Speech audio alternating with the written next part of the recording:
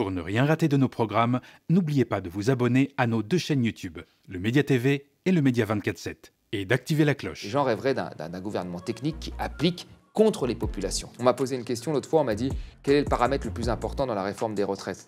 Moi j'ai dit le paramètre le plus important, c'est déjà la question démocratique, les gens sont contre. Donc on ne va pas passer une réforme contre eux. Bah, quand on dit ça, on dit mais t'es complètement fou, etc. Donc moi je me méfie des gouvernements techniques. C'est les peuples qui tranchent. Et une fois qu'il a tranché, on fait avec. Bonjour tout le monde, je suis ravie de vous retrouver pour un nouvel épisode de l'Instant Porcher. Toutes les semaines, on entend tout et son contraire sur l'économie et pas que. Alors on est là avec Thomas pour détricoter tout ça. Et on en a du travail, hein. Le média est en pleine riposte. L'extrême droite, aidée par des médias financés par les milliardaires, cherche à imposer sa vision en muselant la diversité des voix et en bafouant le pluralisme. Sur les réseaux sociaux et sur la TNT française, nous voulons porter les voix qui dérangent, celles qu'on ne veut pas entendre ailleurs. Cette bataille pour la démocratie nous concerne tous et tous. Alors allez signer la pétition sur notre site lemediatv.fr. Bonjour Thomas. Salut Lisa. Avec toi aujourd'hui au programme, le cornu nommé Premier ministre. Non, ce n'est pas une blague ou un replay, on est bien le lundi 13 octobre 2025. C'est parti. Une semaine après la démission de Sébastien Lecornu, Emmanuel Macron a nommé comme Premier ministre Sébastien Lecornu. C'était vendredi dernier et dimanche soir, le nouveau gouvernement tombe. Alors, nouveau, c'est un bien grand mot. Le gouvernement se compose de 8 membres de la société civile et de 26 politiques, des macronistes, des républicains, virés depuis par Retailleau qui n'y retourne pas, et un ancien PS, maintenant Lyotte. Dans les profils techniques, on retrouve Serge Papin, ancien patron de Système U, devenu ministre des PME. Jean-Pierre Farandou, ancien président du transporteur Keolis, puis président de la SNCF, qui est nommé comme ministre du Travail, ou encore Laurent Nunez, actuel préfet de police de Paris, qui devient ministre de l'Intérieur. Et à notre ministère, l'économie, on va quand même s'y intéresser un petit peu, Roland Lescure, qui était déjà à ce ministère, et un proche d'Emmanuel Macron. Thomas, on prend les mêmes et on recommence ? C'est à peu près ça. Alors on a voulu maquiller un peu le casting en mettant un peu de société civile que tu as cité. De la société civile très macroniste. De la société civile très macroniste, bien sûr, bien sûr. Et puis ensuite, on a mis à l'économie Roland Lescure, qui a un profil un peu plus parti socialiste, c'est l'aile gauche de la Macronie, un peu plus parti socialiste compatible que l'ancien qui devait déjà être un gage donné au Parti socialiste. Parce que quand on regarde la somme, la censure va être demandée par le RN, va être demandée par la LFI. Il manque grosso modo 25 personnes pour qu'il y ait la majorité sur cette censure. Les 25 personnes sont clairement allées chercher en partie du côté du Parti socialiste. Donc la stratégie est la même que les précédentes, c'est d'essayer de convaincre le Parti socialiste avec des mesurettes de gauche qu'on agitera comme ça pour qu'une partie puisse voter le budget. Mais avec un tel gouvernement, le projet politique, l'idéologie, la ligne très dure libérale, c'est inchangé. La ligne est inchangée. Après, je pense qu'ils vont lâcher. Ils doivent en tous les cas, c'est pas sûr, parce que parfois ils font croire qu'ils vont lâcher, ouais, mais ils doivent lâcher sur des mesures phares. Alors il y a eu la très grande peur de cette mesure de la taxe Zuckman, qui a fait très peur au patronat. Macron y était opposé. Donc là, ça a l'air d'aller plutôt sur la suspension de la réforme des retraites qu'on va aborder tout à l'heure, mais ils doivent lâcher quelque chose pour que le Parti socialiste ne vote pas cette censure-là. Donc tout va se baser sur ça. Alors, de quoi va se contenter le Parti socialiste ? Est-ce qu'il va se contenter d'une mesurette sur les retraites ? Il faudra voir les contours de cette mesure, hein, et en quoi elle peut être bonne ou pas. Ou est-ce qu'il va se dire que non, il est un parti vraiment d'opposition et qu'il faut aller soit à la dissolution, soit attendre l'élection de 2027, soit aller à la démission du président, parce que c'est les trois voies qui s'ouvrent. Donc là, on verra, mais ils vont être obligés de mettre dans le panier des mesurettes plutôt d'orientation sociale, même si l'enveloppe générale est une enveloppe d'économie, très clairement. Tu l'as dit, les groupes LFI et RN annoncent déjà déposer une motion de censure. Le PS, lui, réclame la suspension intégrale de la réforme des retraites, des mesures sur la fiscalité des grandes entreprises et des hauts patrimoines, ainsi qu'une baisse ciblée de la CSG. Est-ce que là, en l'état actuel des choses, avec ce gouvernement-là, avec la pression énorme des Républicains, le cornu peut accéder aux demandes du PS ? Non. Le PS met des demandes sur la table et après, il y a une négociation qui se met en place.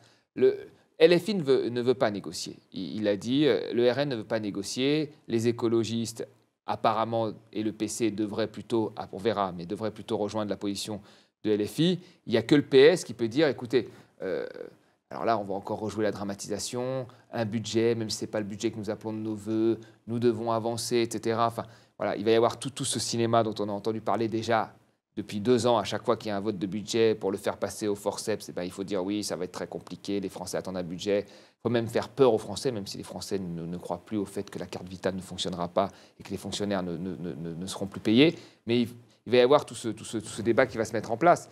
Après, il faut voir les avancées qu'ils obtiennent. Et Macron, enfin, Le Cornu et Macron jouent avec ça. C'est-à-dire qu'ils avancent des choses comme c'est la suspension, par exemple, de la réforme des retraites. Après, il faut voir ce qu'ils appellent suspension. Il faut voir ce qu'on appelle suspension, parce que suspension, ça veut tout et rien dire. Si c'est une vraie suspension, on arrête maintenant. Maintenant, c'est 62 ans et 9 mois, et on l'inscrit dans la loi. C'est-à-dire que la réforme des retraites ne va pas jusqu'à 64 ans, elle va jusqu'à 62 et 9 mois. Après, il y a une deuxième question, dont on parle peu, parce qu'on parle que de l'âge, c'est est-ce que les cotisations, la durée de cotisation continue à augmenter? Parce qu'elle augmente d'un trimestre par an. Est-ce qu'elle continue à augmenter? Si elle continue à augmenter, mais qu'on a juste gelé l'âge à 62 ans et 9 mois, qu'est-ce qui va se passer? Les gens qui vont arriver à la retraite vont arriver sur la retraite avec des pensions qui ont été massivement décotées, avec pas mal de malus, parce que la durée de cotisation continuera à augmenter. Donc, normalement, si on veut une vraie suspension, c'est 62 ans et 9 mois inscrits dans la loi et arrêt d'augmentation de la durée de cotisation, ce qui va coûter sur le budget moins d'1 milliard, entre 500 millions et 1 milliard, moins d'1 milliard, donc c'est pas grand-chose, c'est 1 heure, grosso modo, globale de travailler à l'échelle d'une année. Donc c'est ça une vraie suspension. Est-ce qu'ils arriveront à ça? Pas sûr, parce qu'il y a un certain nombre de pièges. Après, il peut y avoir un autre piège où on dit, écoutez, on va suspendre à 63 ans. 62 ans et 9 mois, 63 ans, c'est pareil. Les gens se disent, oui, c'est pareil. Si on fait ça, c'est une opération neutre pour le budget, c'est un effet d'annonce. Parce que les gens qui arriveront à 63 ans à la retraite, c'est la génération 65, et ils arriveront en 2028. Donc ça, c'est une façon de repousser le débat à l'après-présidentiel et de dire oui, on va faire 63 ans et puis après, en fait, tout ça, ce sera débattu au moment de la présidentielle et on verra ce qu'il en coûtera. Donc il faut faire très attention. Suspension, c'est 62, 9 mois marqués dans la loi, arrêt de l'augmentation de la durée de cotisation. Sinon, on donne d'un côté un âge et de l'autre côté, on reprend une décote sur les pensions. Et il faut faire très attention à ce qu'on dit. Et là-dessus, on va voir comment on va se comporter. On va voir si le gouvernement va aller jusqu'au bout de ça. Et on va voir en face comment va se comporter la variable d'ajustement qui est aujourd'hui le PS. Le PS, qui on le rappelle, a été élu sous la bannière NFP, avec un programme NFP, où des gens n'ont pas voté le PS mais ont voté NFP. Est-ce que seulement la suspension de la réforme des retraites, c'est le programme du NFP? Est-ce que ça suffit là? Parce que on peut suspendre la réforme des retraites et quand même mettre sur la table un projet hyper austéritaire, hyper libéral et pas du tout de rupture. Oui, exactement. Et le programme du NFP, c'était une petite rupture. Tu as entièrement raison de rappeler que ce qu'il faudra toujours regarder, ça on le dit aux téléspectateurs, ce qu'il faut regarder, ce n'est pas ce qui va être gagné en taxant un peu les hauts revenus ici ou en donnant un peu de la réforme des retraites, qui sont des choses, oui, qu'on peut gagner. C'est l'enveloppe globale d'économie. C'est ça qu'il faut regarder. Parce que l'enveloppe globale d'économie, si vous taxez un peu les plus riches, mais que de l'autre côté, vous faites des économies très fortes sur la dépense publique, vous allez contribuer aux inégalités, très clairement. Donc c'est l'enveloppe globale d'économie qu'il faut regarder. Pas les petits épouvantails qu'on agite pour dire, regardez, on fait des efforts. Il faut regarder l'enveloppe globale d'économie. Ça, c'est la première chose, tu as raison. La deuxième des choses, c'est que la politique, il y a effectivement des projets, il y a effectivement des gens qui veulent changer les choses, mais il y a aussi des réalités qui sont celles d'obtenir un poste. Et je pense qu'on l'a dit plusieurs fois ici, qu'à un moment, des intérêts ont été alignés entre les intérêts de la France insoumise et du PS, et ils ont pu obtenir des postes comme ça. Et aujourd'hui, je pense qu'une des raisons pour lesquelles ils n'iraient pas à la dissolution, ce qui n'est pas le cas de la LFI est prêt à la dissolution. Jean-Luc Mélenchon l'a dit ce matin, même sur France Inter, même s'ils perdent des postes. Ils sont prêts à y aller. Comme le RN. Voilà, c'est une question politique, sauf que le RN aurait des risques d'en gagner. Oui, c'est ça. Voilà. Mais eux, ils sont prêts à en perdre même des postes. Ils ont dit, il n'y a pas de souci, on y va parce que c'est une question d'idéologie politique. Le PS, je pense que là, il se dit que s'il y a une dissolution, ils doivent aller en circonscription, avec probablement des gens en face de la LFI, ça risque d'être plus compliqué. Donc derrière, un certain nombre de gens de droite et du PS, et même peut-être en partie des écologistes, ont besoin quand même, enfin n'ont pas intérêt à vouloir revenir en circonscription pour des élections parce qu'il risque d'y avoir de la casse cette fois-ci s'ils y vont en ordre dispersé. La semaine dernière, Sébastien Lecornu avançait être prêt à relâcher la pression sur la réduction du déficit. Alors peut-être pour draguer et calmer un peu le PS, on ne sait jamais, il y a toujours des effets d'annonce, puis revenir, etc. Toujours. Mais du coup, quand on regarde ça en tant que Français, voilà, Est-ce que c'est grave ou pas le déficit? Parce que là, on ne comprend plus. D'un seul coup, on est à 2 doigts du précipice, on va tous mourir, etc. Et de l'autre, oh bah en fait, c'est plus si grave le déficit. Qu'est-ce qui se passe? Exactement, c'est là qu'on voit en fait toute l'incohérence du discours sur la dette et pourquoi les Français, même si l'inquiétude monte, mais ça prend de moins en moins quand on leur demande de faire des efforts pour cette dette. C'est que Bayrou nous a fait quand même un discours ultra dramatique, tu l'as rappelé, hein. La France est en danger mortel, il est revenu là-dessus, c'est très grave, en pointant des retraités au bord du précipice, il y a eu quand même un vocabulaire assez impressionnant. Et que là, finalement, il n'y a pas de gouvernement, il n'y a pas de stabilité. Le budget, ce sera le budget de l'année dernière qui va ressembler très fortement finalement à celui de cette année. Et là, on a des gens qui vous disent, bon, ben, on peut peut-être arrêter en partie la réforme des retraites, qui était, rappelons-nous, à l'époque très grave. Le Macron n'a pas rencontré les syndicats, les gens ont manifesté longtemps, des gens ont marché très longtemps dans la rue, de tout âge. 80-90% des actifs. Voilà, on perdu de l'argent, etc., pour aller manifester. Et là, on vous dit, finalement, ce n'est pas si grave. Et sur la réduction des déficits, on vous dit, oh, ben, ça ne sert à rien de faire des efforts aussi importants, on pourrait faire presque 2 fois moins d'efforts. Vous vous rendez compte? Donc, alors, c'est très grave, on se fasse un danger de mort, ou en fait, c'est juste une vue de l'esprit. Et en réalité, moi, je pense qu'il y a d'autres choses plus importantes. On l'a souvent dit ici, les choses les plus importantes, c'est le financement des services publics, l'hôpital, les financements de l'avenir, la transition énergétique, une partie des innovations. Voilà, il y a plein de choses dont il y a vraiment des urgences très fortes. C'est ça, le fond du problème. Il faudrait commencer de là pour ensuite voir dans quelle mesure on peut former un budget et avoir une tendance de réduction des déficits. Or là, la finalité, c'est toujours la réduction des déficits. C'est très grave au début, maintenant c'est moitié moins grave. Non, il faut arrêter, on se rend bien compte que tout ça, en fait, cette peur du déficit, de la dette, elle est instrumentalisée pour créer des effets de sidération et que les gens acceptent ce budget-là. Ça a marché avec le PS une première fois parce qu'on dit, bon, on va faire le budget, etc. J'espère que ça ne marchera pas cette fois-ci avec ce parti-là parce qu'il faut à un moment une clarification idéologique sur ce que l'on veut. Il y a bien sûr probablement des objectifs personnels de poste, des objectifs personnels pour la présidentielle, mais au fond, les électeurs, ils demandent qu'il y ait une clarification idéologique sur le monde que nous voulons demain et la société que nous voulons construire demain. Et en étant un coup avec Macron, un coup sans Macron, un coup un satellite de Macron, on ne comprend plus finalement quelle est la différence idéologique qu'il peut y avoir entre Macron, qui était d'ailleurs au PS avant, et le reste du Parti socialiste.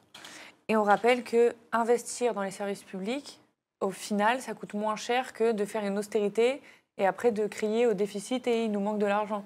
On ne gère pas un État comme on gère un porte-monnaie d'un ménage. Tu as entièrement raison. On l'a vu d'ailleurs pendant le Covid où Emmanuel Macron avait dit à une aide-soignante quelques mois avant qu'il n'y avait pas d'argent magique pour ensuite dire qu'il faudrait un plan massif pour l'hôpital.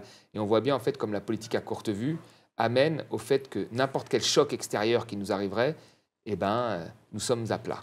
Nous sommes à terre. Donc il faut un peu anticiper les transformations, même démographiques de la société française. Nous allons vieillir, donc nous allons devoir consacrer plus d'argent à la santé, parce que les gens vieux ont plus de maladies difficiles, à la santé, aussi aux seniors, aussi aux retraites, et que dans certains endroits, il y a une part de la population qui est très jeune et très pauvre, donc il faut investir aussi massivement dans l'éducation, et ainsi de suite, qui ne sont pas un coût, qui sont encore une fois un investissement. Tout ça, la santé, l'éducation, ce sont des investissements et ce ne sont pas des coûts. Il n'y a pas que l'investissement dans l'IA et tout ça. Il y a aussi l'investissement dans l'humain. Et là, on a de l'investissement très clair dans les services publics qui profitent à tous. Dans les profils techniques que je citais tout à l'heure, il y a par exemple Serge Papin, qui est ancien patron du Système U, quand même, et qui devient ministre des PME, ou encore, on l'a dit, Roland Lescure, qui est un macroniste un peu de la première heure et qui devient ministre de l'économie, ou alors encore l'ancien président de la SNCF qui devient ministre du Travail. Est-ce que ça traduit quand même une certaine idéologie encore très libérale en fait, ce genre de profil? Oui, mais complètement. Le rêve, en fait, de l'idéologie libérale aujourd'hui, comme la plupart des réformes se font contre la majorité de la population, hein, on l'a vu avec la réforme des retraites, le rêve, c'est d'avoir un gouvernement technique qui prend les décisions contre la population. On m'a posé une question l'autre fois, on m'a dit quel est le paramètre le plus important dans la réforme des retraites? Moi, j'ai dit le paramètre le plus important, c'est déjà la question démocratique. Les gens sont contre. Donc, on ne va pas passer une réforme contre eux. Après le moment où ils sont contre, il faut qu'on fasse le reste pour préserver ce qu'ils veulent préserver, qui est ce système de retraite par répartition. Quand on dit ça, on dit mais t'es complètement fou, etc. Les gens rêveraient d'un gouvernement technique qui applique contre les populations. C'est ça le rêve. C'est pour ça que, quelque part, on l'a dit ici, les gens, en fait, les gouvernements, ils rêveraient finalement que le FMI, alors ça n'arrivera jamais, hein, mais que le FMI arrive et qu'il commence à faire des coupes techniques que les gens ne veulent pas, comme ça a eu lieu en Grèce, comme ça a eu lieu dans la majorité des pays en développement dans le monde, en Amérique latine, en Afrique et en Asie, parce que ça, c'est le rêve de tout le monde. Allez, on le fait contre la population et on fait ça de manière technique. Donc moi, je me méfie des gouvernements techniques. Aujourd'hui, c'est la démocratie qui doit choisir un avenir. Cet avenir doit être débattu sur un pied d'égalité. Les programmes doivent être débattus sur un pied d'égalité, sans stigmatisation, comme c'est trop fait dans les débats médiatiques traditionnels. Et c'est le peuple qui tranche. Et une fois qu'il a tranché, on fait avec. Si le peuple veut avoir une retraite par répartition, eh ben on va faire avec pour lui préserver sa retraite par répartition. On va augmenter les cotisations sociales patronales et salariées, ou on va trouver d'autres types de financement, mais on va faire en sorte de préserver ça. Ce n'est pas l'inverse qu'il faut faire en disant on va faire ça, vous ne voulez pas, mais on fera ça quand même. On rappelle que le problème des retraites et du déficit en général, c'est les recettes, on ne le dira jamais assez. Ouais. Et que si on devait écouter la population, on écouterait déjà le résultat des élections législatives, ce qui n'a pas été fait. Tout à fait. Donc c'est un peu compliqué, parce que c'est quand même ça le nerf de la guerre, on va quand même le rappeler. Ouais, tout à fait. Comment tu analyses un peu, toi, la crise politique? On dirait qu'Emmanuel Macron ne veut pas lâcher son projet libéral, malgré... il y a quand même de plus en plus d'opposition à son projet. Bon, le RN, n'en parlons pas, parce que c'est pas contre le libéralisme qu'ils sont opposés. Il y a un truc vraiment politique derrière, mais... Comment tu analyses cette crise politique? Il lâche pas son bébé, quoi? Je pense que ça doit être très difficile pour lui, parce que malgré tout, quand on a été 2 fois président et qu'on est encore jeune, on veut quand même marquer l'histoire. Je pense que quand on a eu la plus haute fonction présidentielle, le but, c'est de laisser une trace quand même. Et là, les dernières années font que ça va être très difficile pour lui de laisser une trace. On a souvent dit, s'il veut laisser des beaux chiffres, il les aura probablement pas. Donc, il veut laisser quelque chose. Ce qu'il veut laisser, et à quoi il s'accroche aujourd'hui, c'est sa politique de l'offre, qui a été finalement un désastre. On l'avait dit ici, on avait prévenu dès le début, qui a été finalement un désastre pour les finances publiques, qui n'a pas relancé l'économie, et il veut s'accrocher à ça. Et son deuxième quinquennat, s'il y a une suspension de la réforme des retraites, il n'aura fait, selon son logiciel, qu'une réforme, qui est la réforme des retraites, et elle sera remise en question en partie. Donc je pense que lui, il s'accroche à son truc pour dire qu'il avait raison, mais c'est de plus en plus compliqué. Et plus ça dure, plus la trace qu'il va laisser va être assez négative. Donc la Macronie dans son ensemble est terminée, et on voit très bien comme les gens qu'il a fait monter, comme Gabriel Attal, comme Édouard Philippe, qui lui doivent tout, disons-le clairement, qui lui doivent tout, commence à lui tirer des flèches dans le dos. Donc on sent vraiment qu'on est au bout de la Macronie. On le savait ici avec le programme politique que ça allait mal finir, mais on ne pensait pas que ça allait aussi mal finir. Et là, ça finit vraiment mal pour lui. Merci Thomas. Merci Lisa. Et merci à vous, chez vous, d'avoir suivi cet épisode de l'Instant Porcher. J'attire une dernière fois votre attention avant de se quitter. La situation politique est inédite, historique, et face aux 105 millions d'euros du milliardaire ultra-conservateur Sterrin qui veut installer l'extrême droite au pouvoir, le média a lancé Riposte, une contre-offensive vitale et citoyenne. Et c'est notre unique chance de bâtir une chaîne d'infos populaire et indépendante capable de percer sur les réseaux sociaux et sur la TNT francilienne pour enfin donner la parole à celles et ceux qu'on ignore, et on essaye de convaincre l'ARCOM. Alors signez notre pétition sur lemediatv.fr. Spectateurs, abonnés, donatrices et sociaux, je vous dis à la semaine prochaine.